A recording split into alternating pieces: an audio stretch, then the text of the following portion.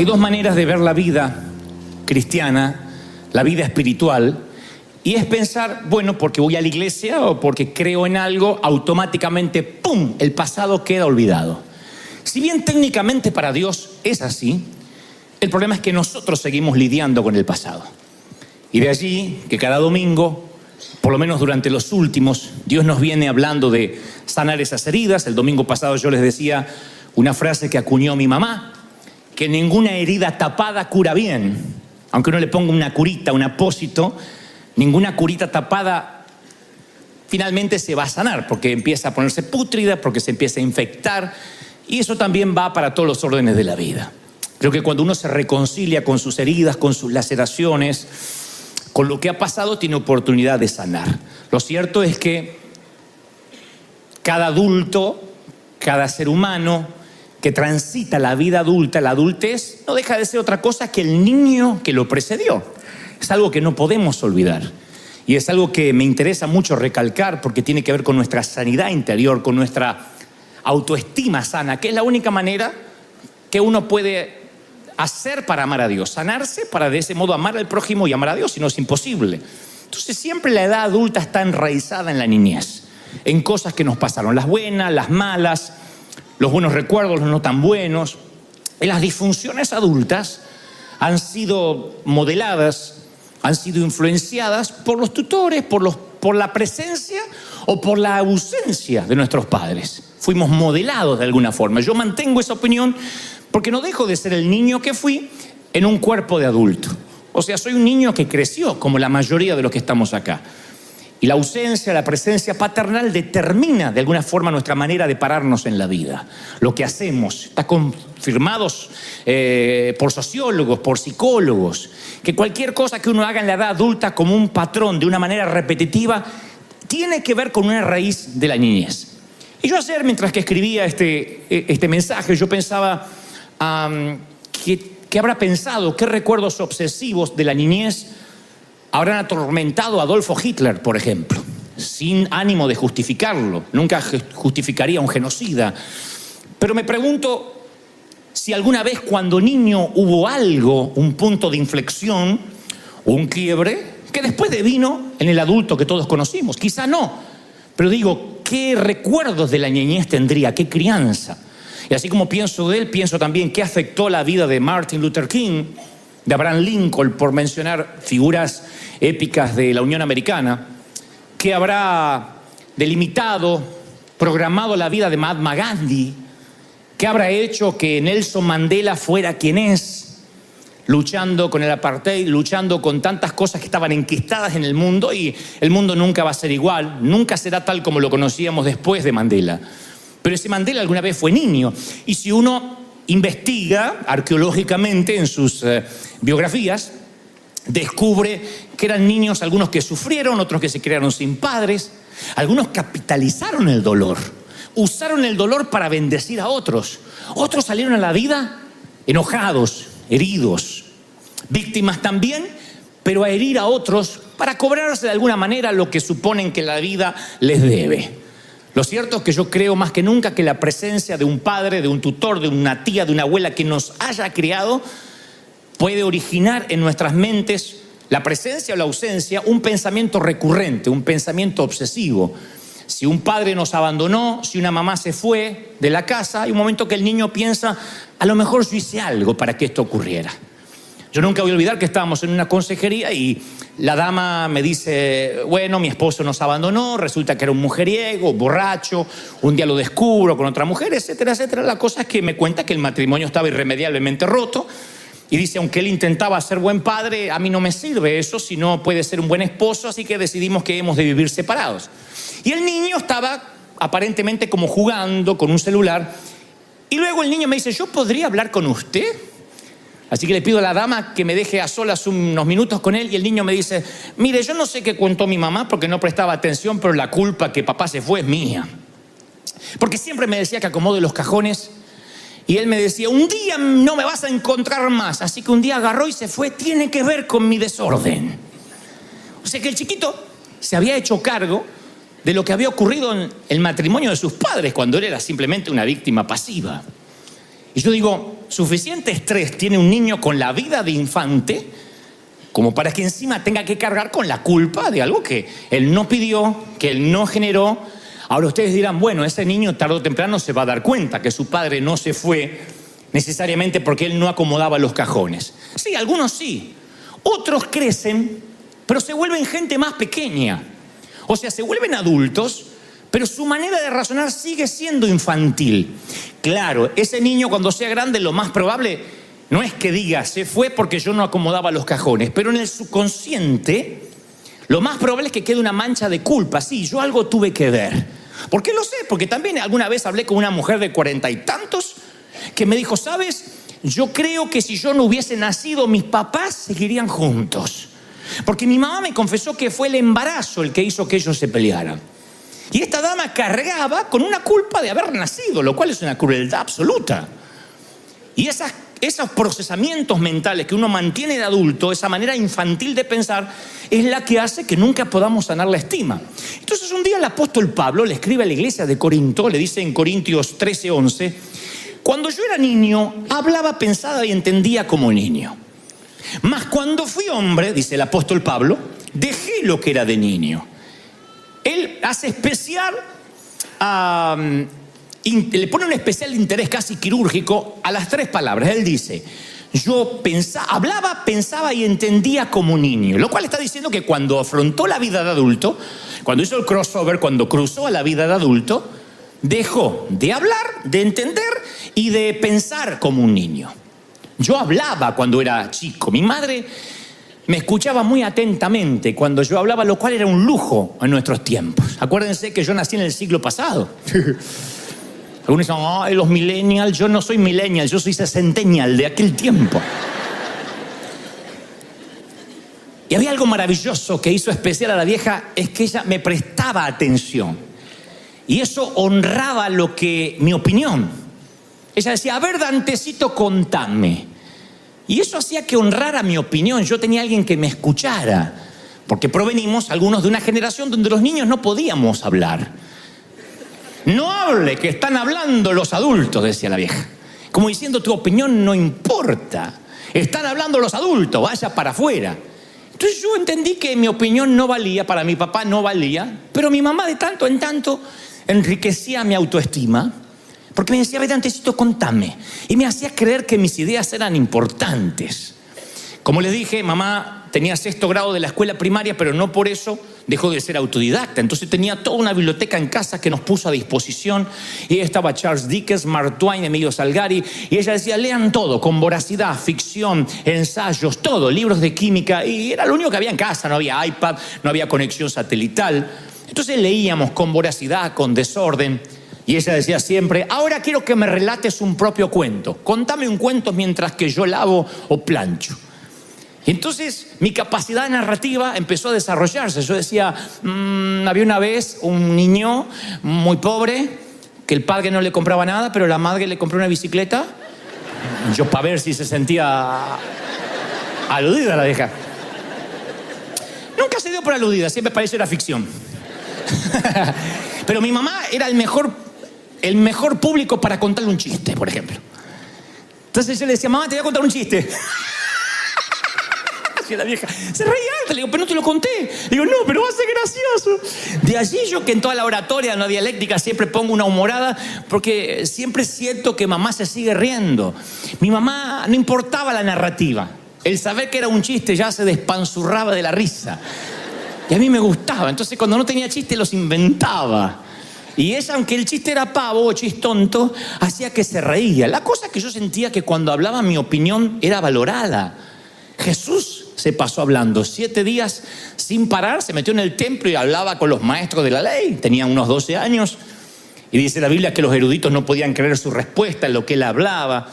Así que creo que eso sana la estima de un niño cuando puede hablar. Y Pablo dice, yo hablaba como niño. Pero lamentablemente muchos de nosotros no fuimos escuchados. Cuando hablábamos no importaba tanto nuestra opinión. Y eso no es lo importante en sí o lo más grave, sino que algunos han perdido la capacidad de comunicación. Entonces cuando uno se hace adulto ya no habla. Y empieza un poco a parecerse a aquel padre que tampoco hablaba. Algunos perdieron la capacidad de comunicarse. Yo digo siempre que las mujeres celebran su feminidad. La celebran porque se cambian los maquillajes, se ponen esto. Y los hombres a veces no celebramos nuestra masculinidad. Somos aburridos, creemos que eructar y tomar cerveza nos puede hacer machos. Sin embargo, no es solo eructar, es decir, bueno, yo tengo que crecer intelectualmente, espiritualmente. Lo cierto es que en algún momento perdemos la capacidad de comunicarnos porque nos dijeron, cállese la boca, quédese quieto, no hable. Y eso se nos va metiendo en nuestro corazón y un día perdemos la capacidad de decir lo que nos pasa. Se nos graban frases, los machos no lloran, no lloren. Entonces nos marcan la manera en que hablamos o no hablamos cuando éramos niños. Yo estoy seguro que si mamá no hubiese sido mi primer público de uno, yo estoy seguro que no estaría hablándoles a ustedes esta mañana o esta tarde.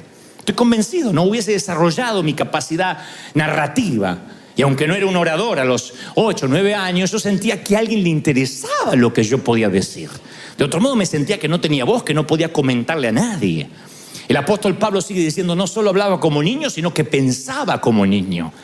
Y esa también es una declaración poderosa, porque para lo que un niño puede ser normal, para un adulto puede resultar, si sigue pensando como un niño, algo fatal. El hombre que crece o la mujer que crece y sigue siendo un niño, lo único que cambia es el precio de sus juguetes. Pero tiene juguetes más caros. No tienen que decirme que sí, ni me hagan así con la cabeza como pasó en el primer servicio. Pero díganme, mujeres, si a veces no miran a su marido y dicen, pero este no creció. Cuando se pone caprichoso, y no una vez, sino cuando tiene un patrón de capricho. Yo quería, no voy a comer eso. Decís, señor, te lo llevas o te lo mando, ¿para qué vive esto? ¿No? Y también pasa con las mujeres. Tampoco le quedó grande la yegua. Podemos hablar de la yegua también. Las mujeres también. Hay mujeres que, aunque se visten con tacos altos y usan rímel y maquillador y bolsos caros, siguen ocultando una niña caprichosa, donde cree que el marido o el esposo le tiene que dar, o el novio, todo lo que papá me daba. Y hay personas que son así, no crecen nunca. Piensan como niños a pesar de que tienen un cuerpo adulto. Y cuando sienten que son niños y que se merecen que le pasen las cosas, empiezan a veces las adicciones, el querer llenar ese hueco de alguna manera. El bebedor social, el que toma alcohol en demasía y se emborracha, hay que llevarlo entre 3 o 4 porque en una fiesta de gala se emborracha, es lo mismo que el pordiosero que toma tequila o cualquier bebida fuerte envuelto en una bolsa de papel. Lo que cambia es el precio del juguete, pero los dos son adictos. Los dos están necesitados, el uno como el otro. Uno paga más caro su juguete, pero al final ambos fracasan en el escape de no afrontar la vida adulta. Por eso Pablo decía, yo hablaba como niño, pensaba como niño. Y lo tercero, lo que más me llama la atención, que dice, yo comprendía como niño. Hay una versión que dice, yo juzgaba como niño. Porque el comprender es como... la comprensión es el proceso digestivo de la mente. Cuando uno... Lo que al principio pensaba, ahora lo transforma en una conclusión. Uno comprende como niño. Si de adultos nuestra comprensión sigue siendo elemental e infantil, uno llega a conclusiones inmaduras. Es como esta dama que me decía, si yo no hubiese nacido, mis papás seguirían juntos. A lo mejor no. ¿Quién te metió esa idea en la cabeza? ¿Cómo con 40 años, con casi medio siglo de vida, vas a cargar con una estrés así? La comprensión infantil, navegando en la mente adulta, en un adulto lastimado, es peligroso. Porque uno va por la vida como arrastrando cargas que no nos pertenecen. Hay muchos niños que crecieron en hogares destrozados y en algún momento de su vida llegaron a la conclusión de que por su culpa pasó lo que pasó. Por su culpa fue el hogar disfuncional. Y esos conceptos infantiles los replicamos después en nuestras relaciones adultas. Yo sabía que me iba a divorciar porque mis padres también se divorciaron. Como si el patrón viajara genéticamente en la sangre. Como si los errores de los padres necesariamente tienen que repetirse en los hijos. Y esas percepciones y esas conclusiones producen una vida de inseguridad. Uno no se puede parar bien en la vida porque siente que va a repetir lo que le pasó a los padres. Otros arrastramos heridas infringidas a veces por verborragia, por palabras infringidas por otros niños. En nuestro tiempo navegabas en el bullying. ¿Alguien se acuerda de esto, sí o no? ¿cuándo tu papá te iba a defender de un bullying? Vamos a hablar con la maestra, te cambio de colegio. Mi papá decía, algo habrá hecho. No, pero me dicen, ¡ey, defiéndase! Pelee, mi hijo, me decía mi papá. El tema es que yo era peso lástima. No podía pelear con nadie. Peleé y gana. No era que los padres iban y hacían un escándalo porque hicieron bullying a mi hijo. Navegamos en el bullying. Y ustedes saben las frases crueles de los niños. Al gordo se le dice gordo, al petizo petizo, al orejón orejón. A mí me decían muerto, cadáver, zombie. Hay días que me levantaba ojeroso y yo era este muerto de ¿cómo se llama? De la película mexicana, la última de Pixar. De Coco. Yo era la vieja de Coco. Yo estaba del otro lado.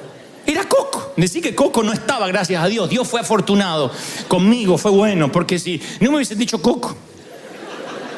Me decían de todos los sobrenombres. Y ustedes dicen, te sobrepusiste. Pero me costó horrores. Porque uno después en la vida se para conforme esas palabras que te marcan. Claro, insisto, uno llega a la iglesia y te dicen, no, olvídese de todo, eres nueva criatura, un especial tesoro en las manos de Dios. Sí. Pero uno no deja de tener enraizado en la niñez frases, epítetos, adjetivos y esos avatares de la vida, esos infortunios que en algún momento nos redireccionaron, ni hablar de un abuso, ni hablar cuando un ser querido, cuando un pariente querido, entre comillas, te robó lo más preciado que tenías, que no era necesariamente la virginidad, sino la inocencia. A partir de allí, como dijimos hace unas semanas, quedas atascado entre dos pisos. Porque la niña a la que molestan o le invaden su sexualidad, luego se siente una vieja con otras niñas, pero a la vez una niña entre las mujeres grandes, y queda toda su vida sintiendo que algo generó. Más cuando le dicen que se calle para que ni siquiera pueda formar parte de una estadística. Y van por la vida dolidas y llevando esa mentalidad de adulto, infantil, a la vida de adulto, que es lo peor. De allí que les cuesta a mucha gente relacionarse con Dios. ¿Cómo puedes hablarle a Dios a una persona que tiene heridas infringidas? Hasta nuestra sexualidad puede cambiar o queda afectada por ciertos incidentes. No podemos desconocer esto. Pero como el tema de este mensaje no es para que nos suicidemos todos en masa, porque me están mirando diciendo, ay, ¿cuándo nos matamos? La pregunta, esa es la patología. ¿Cuál es la terapia? La terapia es cómo reconstruimos la vida. Ojalá tuviéramos una máquina del tiempo. Yo digo siempre, daría lo que sea por ver a Dante. Cuando tenía 8 años le diría, flaco, todo va a salir bien. Algunos de estos sonsos van a hacer fila para escucharte alguna vez. Yo le diría, todo va a salir bien. Vas a inspirar, vas a cambiar, vas a hablar. Yo le habría resuelto la vida al niño que fui, pero la vida no me da esa chance. No es una película de ciencia ficción donde puedo resolverle la vida. Debí haber confiado en Dios. Debí haber escuchado más. Cuando me decían, basta el día con su afán, Dios tiene pensamientos de bien y no de mal para futuro. Pero como todos, me llené de ansiedad. Y pensé que no tenía lo que hacía falta para salir adelante, para pelear la vida. Podía haber jurado que iba a quedar en la lona. Hoy podría ver a ese niño que fui y decirle, todo va a salir campeón, todo va a salir bien. Mamá va a sanar del cáncer, tu papá va a dejar el alcohol. Daría lo que sea por darle esperanza a ese flaco orejón, Coco. Pero no puedo. Entonces, ¿cómo reconstruyo ahora? ¿Cómo reconstruyes tú la vida? Dios no lo deja librado al azar y Lucas 1:17 dice, y haré volver el corazón de los padres a los hijos y de los rebeldes a la prudencia de los justos. Entonces, quiero que vean lo que humildemente creo Dios me dijo que te diga respecto a la terapia. Yo tengo hijos, como algunos aquí. Cualquiera de mis hijos lleva mi sangre y se para en mis huesos. Ese hijo es mi boleto para la próxima generación. Es mi chance, mi segunda chance y oportunidad de lograr algunas cosas. Cuando digo lograr algunas cosas no es proyectarme vicariamente en él. O sea, como yo no pude ser abogado, lo voy a hacer que él sea abogado. Porque los hijos son cartas en blanco para escribir. No son cartas en blanco para escribir que uno los hace imagen y semejanza. Los hijos son libros para decodificar. A veces uno quiere escribirlo y decir, vas a hacer así, vas a estudiar esto, vas a estudiar esto, porque yo no pude estudiar y vas a terminar la carrera. Y a veces le damos una carga que el hijo no quiere saber nada. El padre es actor y el hijo no quiere ser actor. Entonces no son cartas para escribir, sino son libros para decodificar. Pero cuando yo digo que los hijos son una segunda chance, es la oportunidad de lograr lo que no pude tener cuando yo era chico. Sanar a mi hijo, a mi hija, me termina sanando a mí. Amarlo es sanarme. Yo puedo ver a mi hijo simplemente como una extensión, como un producto de simplemente una copulación, nada más. Y tuve un hijo. Hay gente que tiene hijos y que tengan hijos no los hace hombres. Porque un par de testículos también los tienen los animales y no por eso son hombres. Tener hijos es saber que uno puede proyectar en ellos, transmitir, impartir principios, cosas que les van a dejar grabada para siempre. Es darle lo necesario para que alcance su estrella. Es pararlo sobre los hombros y decirle, bueno, vas a empezar de acá, no de acá donde empecé yo. No es que vamos a decirle a los hijos, vas a pasar la misma pobreza que yo para que aprenda. En lo posible tratamos de evitarle que pase o que tenga que transitar las millas que nosotros recorrimos. Un buen hijo recorre una milla menos que el padre, una vuelta menos para dar en las olimpiadas de la vida. Eso es lo maravilloso, que cuando yo lo sano a él, me estoy sanando yo. Entonces hago todo lo necesario para que él se sienta bien. Él es arcilla moldeable en las manos de un alfarero, que es su papá o su mamá. En la Biblia la paternidad divina se ve cuando Dios habla desde los cielos y dice, este es mi hijo en el cual tengo complacencia, cuando recibe el bautismo del Espíritu Santo. No hay cosa más linda para un hijo que el padre le diga, estoy orgulloso, así tu padre no tenga estudios académicos. No hay ninguna frase que supere a lo que te diga tu papá. Es la aprobación paternal que hace que el chico flaco corra más que el resto de la clase. Es la aprobación materna, bien hecho, hijo, que hace que uno soporte los ruidos extraños de la noche o se aguante los mosquitos en un campamento de verano. Bien hecho. Cuando uno actúa, uno busca entre la multitud el rostro conocido de quien nosotros amamos. Y si ese rostro falta, uno se siente mal. Mi papá nunca fue a verme. Él siempre estaba ocupado. Y yo de tanto en tanto actuaba de soldado, hacía junto a los próceres así, y decía, empanada, calentita las empanadas. Yo me sentía Shakespeare, haciendo Shakespeare. Y yo miraba siempre a ver si mi papá y mi mamá venían para que me dijeran, qué negro candombero, nadie te supera. Nunca estuvieron. Pero yo necesité esa aprobación. Yo creo que la estima hasta del Señor se sanó. No sé si estaba mal antes, pero digo, no se sanó, se afianzó. Cuando el padre dice, este es mi hijo amado. Creo que eso es lo que uno necesita como hijo. Y uno llega a ser padre y dice, a mí nunca me dijeron nada. No te voy a decir que digas amén, pero muchos no nos dijeron nada. Nos robaron nuestros héroes. A muchos nos robaron nuestros padres. O el alcohol, o que se murió, o que se divorciaron. Pero las necesidades de los hijos no cambian.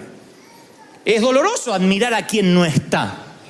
Muchos de ustedes crecieron haciendo deporte con las gradas vacías, sabiendo que no te iban a ver. Otros colorearon sus obras de arte con crayolas, sabiendo que no ibas a poder pegarlo en la nevera ni regalárselo a nadie porque no le iban a dar importancia.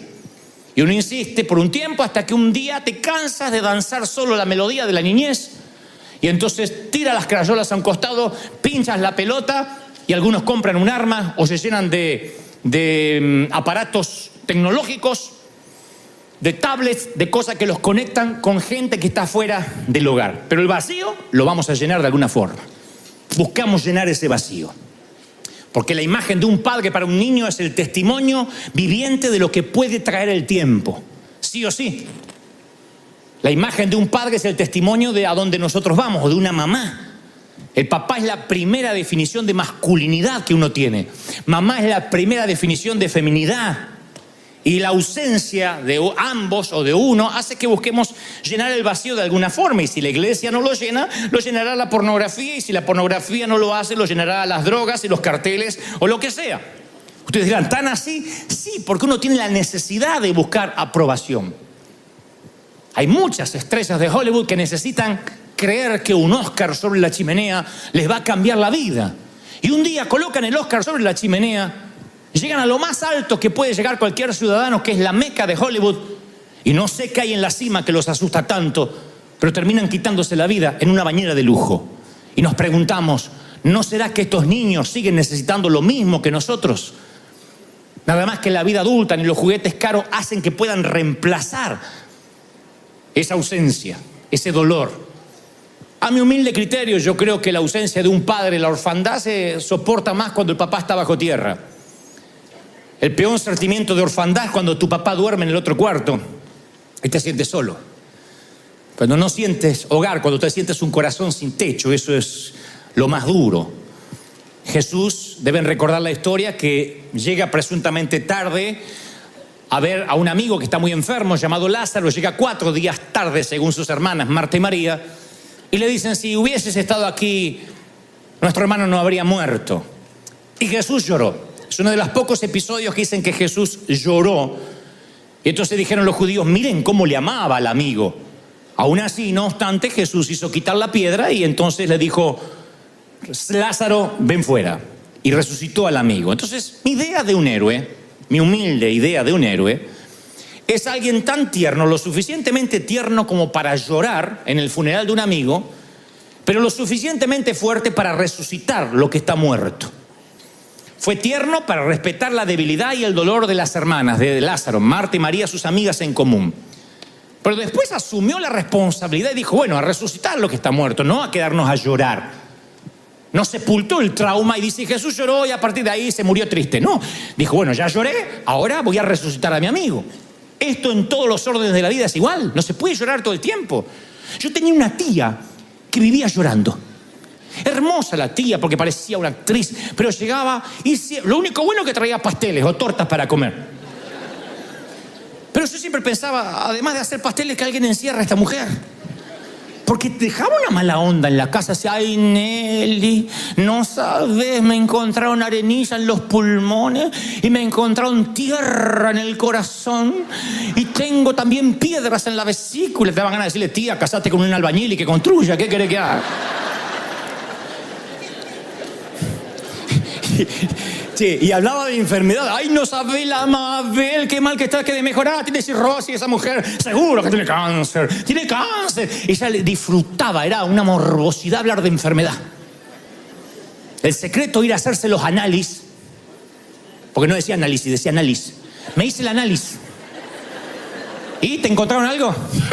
¡De todo! Ese era un trofeo que tenían que traerse. La peor decepción para la tía, ir a hacerse los análisis y que estaba todo bien. ¿Qué te dijo? Estaba todo bien, pero no le creí. No le creí. Me dijo que era benigno el tumor. Es maligno, yo sé que es maligno. Disfrutaba. Y hay gente que disfruta la autoconmiseración, el tenerse lástima. Y yo creo que hay un tiempo para llorar, porque en las 28 temporadas de Salomón dice: tiempo de reír, tiempo de llorar, tiempo de plantar, tiempo de cosechar. Pero uno se puede quedar todo el tiempo llorando. Jesús lloró por su amigo, lo cual muestra de que él tenía su costado anímico que le dolía, pero después ordenó que levanten a su amigo, que corran, enjugó las lágrimas y asumió la responsabilidad. Dijo: no puedo quedarme llorando. Entonces, si uno quiere resucitar una relación, uno tiene que primero dejar de llorar y tiene que hacer que esa relación se restaure. Si tienes que meterte en el sepulcro de las drogas para rescatar a tu hijo, tienes una sola chance para hacer eso. Si tienes en un momento que levantar en la cuneta de la calle a tu padre ebrio, tienes una segunda chance de hacerlo. Y tú dices: sí, pero mi padre no estuvo como el mío, no estuvo allí, fue abandónico. Y sí, es doloroso acercarte a la mirada fría, a veces impersonal, de una mirada indiferente de un padre que a lo mejor nunca sentiste que nunca te quiso. Pero es una sensación de sanarse uno mismo. Uno da porque le gusta dar, ni siquiera porque el otro se lo merece. Yo amo porque me gusta amar. Entonces no importa qué pasó en la vida que te separó del ser querido, cuando uno termina de llorar, se tiene que comenzar a levantar. Como hablamos las semanas pasadas, uno tiene que abandonar la cama del hospital para alguien que está más grave. No puede quedarse en la cama, se necesitan camas. Hay gente que pasa peores cosas que las que estás pasando. Uno tiene que decir: bueno, voy a resucitar. La tragedia de María era pensar que era demasiado tarde, porque a veces la situación apesta. De hecho, que le dijeron: Jesús, mi hermano hiede, hace 4 días que está envuelto ahí. Hiede. Está pútrido. Y sí, cuando estás resucitando algo no va a tener buen olor. Uno a veces tiene que amar por encima de la peste. Miren, escuchen esto. Si tienes aliento, si vives, quiero que aprendas esto por tu salud mental, emocional y espiritual. Nos vamos a decepcionar. La gente decepciona. ¿Por qué? Porque nosotros decepcionamos. No se puede vivir diciendo yo amo al que no me decepciona. ¿Quién puede tener un amigo que diga a mí nunca me decepcionó? Te va a tocar que a las 3 de la mañana quieres hablar y el amigo te dice no puedo hablar, estoy con mi mujer. Te va a tocar que necesitas que tu amiga viaje y te dice no puedo, ahora no tengo dinero. ¿Qué sé yo? Desde eso a decepciones más profundas. No hay gente que busca iglesia donde busca un pastor que no me decepcione. Ya te digo, está fregado conmigo porque yo te voy a decepcionar. Hay cosas que no te van a gustar. En vez de buscar amigos, pastores, iglesias que no nos decepcionen, tenemos que convertirnos en personas que no decepcionamos. Tú dices, voy a la iglesia esa y nadie me saludó. Hay gente que no viene porque es una iglesia muy grande y nadie te saluda. Y bueno, necesitamos un saludador. Párate como el Papa Francisco, así, ¡ey! Saluda. Capaz que cambia la atmósfera. Uno tiene que decir, voy a aportar, en vez de quejarse, que no nos conozcan por todo aquello a lo que nos oponemos, sino por lo que proponemos. Porque el pecado de omisión, de omitir, es peor que el de comisión, el de cometer. Cuando uno omite dar, cuando uno omite amar, no, es que a mí me van a herir. Y sí, amar duele. Si uno quiere resucitar una relación muerta, va a doler. Vale la pena la resurrección. No podemos permitir que las heridas superen nuestra decepción, porque vamos a morir solos, amargados, intransigentes, inflexibles. Uno tiene que decir, bueno, ¿quién tiene padres perfectos? Si alguien tiene un papá perfecto, vení que te oro por el Alzheimer porque no te acordás. ¿Quién dice mi papá, un prócer, mi mamá? ¿Qué papá es perfecto? ¿Quién tuvo? No fueron perfectos porque tú no eres perfecto como padre. ¿Quién tiene hijos perfectos? Hay un momento que tener 5 dedos en cada mano no es perfección, es ser normal. Después los hijos van creciendo, uno los cría como puede y no hay hijos perfectos. Mire, cuando mi madre partió a la eternidad, yo aprendí que los muertos no hablan, no pueden escuchar. Recuerdo que tenía 1.000.000 de interrogantes sin resolver en mi corazón y lloré. A pesar de que ya tenía muchos años de vida, lloré por las preguntas que quería hacerle. Lloré por los bisnietos que ella nunca iba a poder ver. Lloré por mi padre que sabía que no se iba a volver a casar. No por una decisión de mi padre, porque si no, nadie aguanta a mi padre como mi mamá. Y a pesar de los defectos de mi madre, yo lloré por sus intentos de proveer, de amarme, de protegerme, porque fue la primera persona que me escuchó. Y yo recuerdo que ella me aplicaba la ley fría. Ella era Miss Freezer. Y cuando yo no pude terminar en la escuela secundaria, mamá dijo, ¿sabes lo que me duele? Me duele esto, desgraciado. El desgraciado es que me había caído de la gracia de ella. Me duele que nunca vas a colgar un diploma en la pared. Y vas a tener que romperte los dedos como tu padre para trabajar. Y 3 días sin hablarme, porque la vieja era así, era Putin. Fría. Putin, así, no te hablaba más. Entonces, 3 días sin hablarme la vieja. Y yo dije, algún día voy a colgar un diploma. Pero claro, no había cursos de internet, no se había inventado el internet. Y la vida, la providencia divina hizo que me dieran llaves de la ciudad, reconocimientos, doctorados. Gente siempre inconsciente que anda dando esas cosas. Entonces cuando las empecé a colgar en la pared y me hice toda una oficina, dije, la voy a traer a la vieja y le voy a mostrar a la oficina y decir, métete ahí y lee los cartelitos, ahora vengo. Toma, para que aprenda, para que me diga, ¿y ese? ¿Qué tal, nene? Te dice, pero grande, ¿querías eso? Sí, porque de alguna forma yo quería decirle, mirá, Dios, la vida me permitió tener lo que no me pudo dar académicamente una escuela, un colegio, ¿no? Pero me di cuenta que cuando quise hacer eso, mi mamá ya empezó a ver me empecé a ver que su senilidad avanzaba, que devariaba, que preguntaba cosas venidas de la nada, que el Alzheimer empezó a cobrarse su víctima y su cerebro ya no era el mismo, y una mujer que leyó tanto y hacía crucigramas y parecía tener respuesta de todo, ya no escuchaba, ya no podía hablar. Así que un día recuerdo que supe que se fue, aunque estaba en la otra punta del mundo, aunque estaba en Argentina, era una hora silenciosa y quieta de la madrugada, de marea baja, y yo supe que ella se estaba yendo porque sentí como que se acercó a la cama y me dijo Dantecito, como cuando me llamaba para ir al colegio, pero esta vez era para despedirse. Así que le dije que entre nosotros no había cuentas pendientes, que le agradecía que ella fue la primera que me escuchó, que de alguna forma le agradecía que eso me paró ante un gentío en mi vida adulta, y una vez que no teníamos cuentas pendientes entre los dos, la dejé ir, le deseé buen viaje.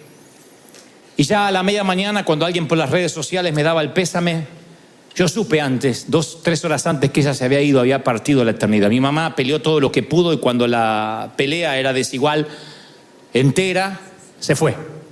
Decidió no pelear más.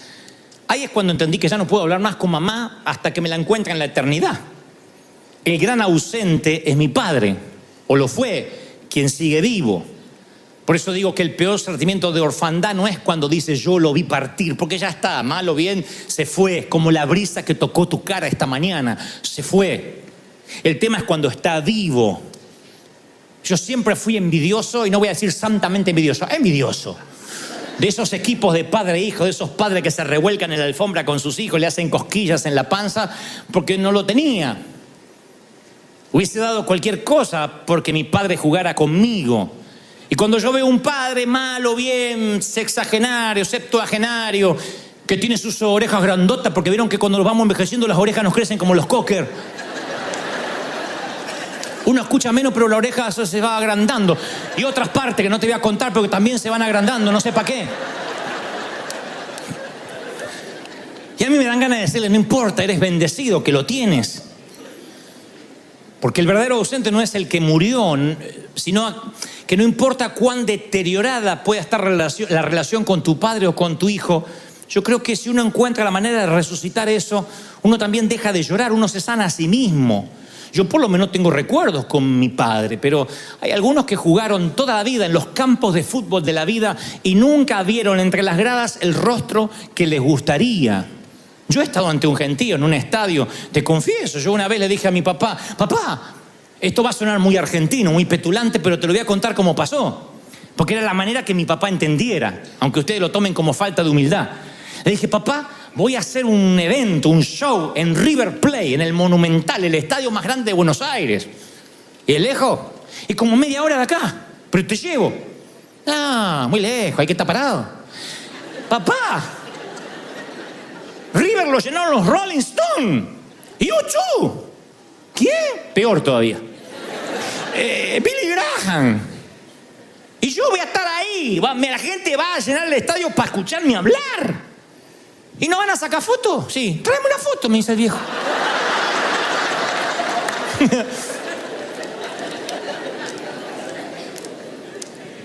Uno puede escuchar el rugido de la multitud, pero uno extraña un rostro. Ahora usted dice, bueno, yo también, a mí también me pasó. Un día dice David, el rey David le dice a Jonathan, mañana es nueva luna y serás echado de menos porque tu asiento estará vacío. Primera de Samuel 20:18. Entonces yo pienso que si uno puede llenar el asiento vacío de la vida, tiene que hacerlo. Aunque tengas que desintoxicar a tu papá para que te escuche un rato. Daría lo que sea por 5 minutos con la vieja, pero no con Alzheimer. Porque los últimos años me decía, ¿fuiste a la escuela? Mamá, ya no vi más. Abrigate. ¿Fuiste a la escuela? Se ve que cuando yo no le colgué el diploma, dijo, a este lo meto en la escuela y lo dejo encerrado ahí.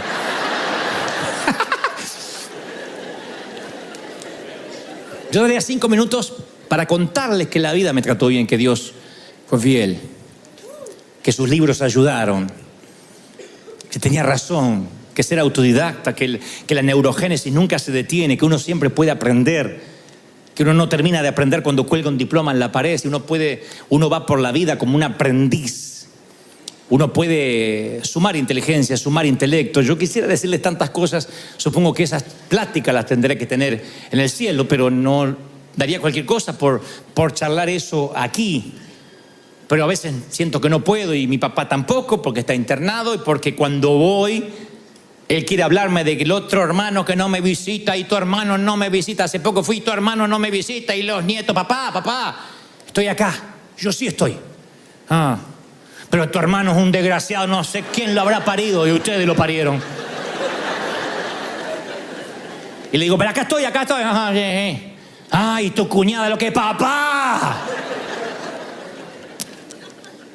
Porque yo sabía que si lo sanaba, me estaba sanando yo. Entonces, si tu padre está vivo, encuéntralo. Y si tu padre ha muerto, sé padre para tus hijos. Siempre se puede enmendar. Sé madre para tus hijos. Dales lo que te hizo falta. Dales lo que te hizo falta.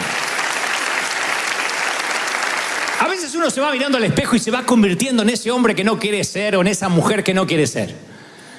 Hay mujeres que dicen, ay, cada vez me parezco más a mi madre. Y sufren. Pero no solo porque heredaste la sentadera, sino porque te vas pareciendo en el carácter. Y a veces yo me encuentro repitiendo frases de mi papá que me hielan la sangre. Y entonces en vez de decir, bueno, yo me parezco a mi papá y que... En vez de decir eso, digo, no, yo voy a retener lo bueno, la cultura de trabajo, los valores, pero lo malo lo voy a cambiar. Entonces a lo mejor hay gente que dice, yo ya no tengo mi papá. Bueno, no tengo mi mamá, pero tienes hijo. Si no tienes padre, puedes ser padre. Convertirte en todo lo que deseaste tener. Darle a tus hijos lo que perdiste. Liberarte de llorar por los divorcios, por los abusos y abrir los brazos a tus hijos. Y cuando hablo tu hijo, es tu hijo. Este mensaje yo lo llamé aún eres mi hijo, porque el hijo puede estar muriéndose de sida, haber cambiado de sexo, ser presidente de la república. Sigue siendo tu hijo. Es tu hijo y lo va a ser siempre. Es tu hijo. Porque a veces está la bobería de pensar, sí, pero ahora que estás, ahora que es homosexual, ahora que cambió de sexo, ahora yo no sé, primero que cambie tu hijo. Si no abraza, no se sana, no cambia el dolor, lo que puede traer, que es mucho más que su elección sexual, o lo que ha hecho con la vida, o el despadre que ha hecho. Porque puede ser que tu hijo sea despadroso, pero eso no lo heredó de los indígenas, eso no vino de los mayas. Cuando el hijo pródigo se levantó de comer entre los cerdos y dice, voy a volver a mi papá, a mí me sorprende que en la historia de Jesús su papá nunca le dije, te lo advertí. El viejo estaba allí, artrítico, cerrando los ojos, mirando calle abajo. No había un solo día que el viejo no veía a ver si un día el hijo que dilapidó la fortuna iba a volver. Y la historia dice que cuando el hijo viene maloliente, mugriento, de estar apacentando cerdos, un hato de cerdos, a él no le hizo falta muletas ni andador, saltó la reja y se fue corriendo a abrazar al hijo. Dijo, tonto, eres mi hijo, y lo abrazó. No necesitó nada. Hay tiempo que es momento, temporada de abrir los brazos, hombre. Hay momentos que hay que abrir los brazos, mujer. Hay que dar la bienvenida a pesar de la falla, de los errores.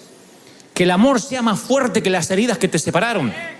Eso es lo que ha hecho grande a esta congregación. Que el amor sea más fuerte.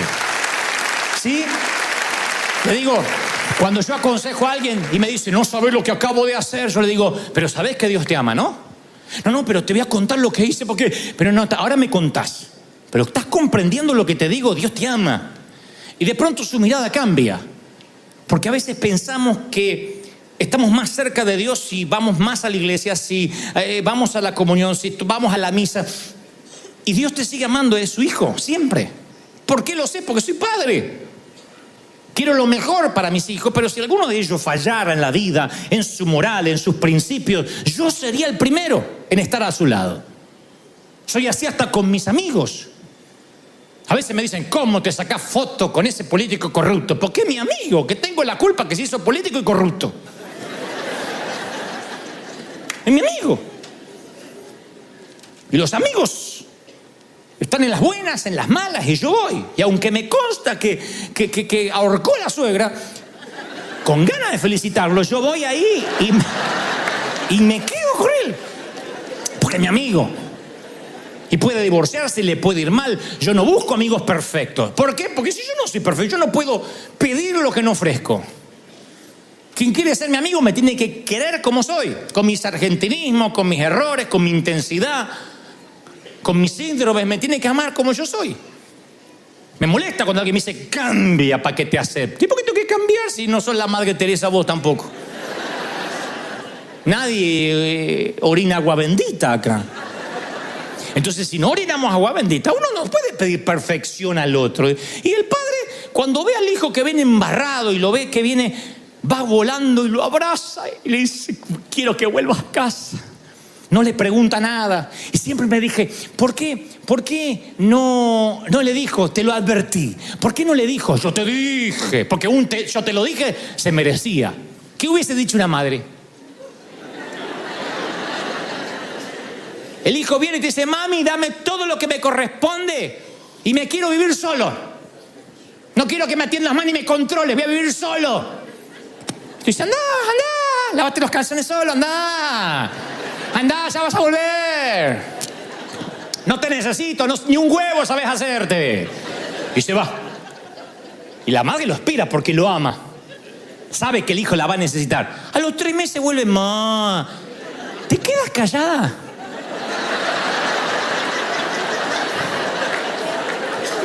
¡Ay, las Teresas Calcuta! ¡Ay, no, yo la amo! ¿Te quedas callada? ¡No! Mira, ahora que te bañaste, quiero que hablemos. Te lo dije, es como un placer que le sale de acá. Hasta que no lo vomite, ella no va a estar bien. No estoy dejando exento a los varones, pero digo, las mujeres, yo porque tuve mamá, son así. Te lo dije. Porque aparte son profetas, te vas a caer, te vas a romper la cabeza y cómo me voy a reír. ¡Paf! Y claro, Walter Mercado, reencarnar. Y en la parábola de hijo pródigo, el padre no se regala, él te lo advertí. Ni él te lo dije, ni pasa nada. Va y lo abraza. ¿Qué sabía el padre del hijo para decirle te lo dije? ¿Qué sabía? ¿Qué es lo que sabía? Que yo no sé en la historia. Yo no sé. Bueno, me costó dislucidarlo, pero creo saberlo. Creo que, a pesar del cabello mugriento y del olor putrefacto del muchacho, se le colgó del cuello porque él sabía que cuando tocara a su hijo, se estaba tocando a sí mismo. Ese viejo no tendría seguramente un padre vivo. Y estoy seguro que le quería dar al hijo lo que él no tuvo. Y estoy seguro que él habrá recordado los propios errores que él cometió cuando joven y su padre capaz que no le perdonó y nunca lo recibió. Y en lugar de que ese patrón genético viajara en la familia y él le hiciera a su hijo lo que le hicieron a él, un día decidió revertir la maldición y lo abrazó. Y el hijo dice, papá, huelo mal. Aún eres mi hijo. No sabe lo que me mandé. Aún eres mi hijo. ¡Ey! ¡Fiesta! Un cordero, preparen algo, un asado argentino. Y vino de Mendoza, Argentina, porque en la Biblia cada vez que habla de vino argentino. Sépanlo, se los regalo de parte del corazón. Y preparen porque mi hijo ha vuelto. Se había perdido, pero sigue siendo mi hijo.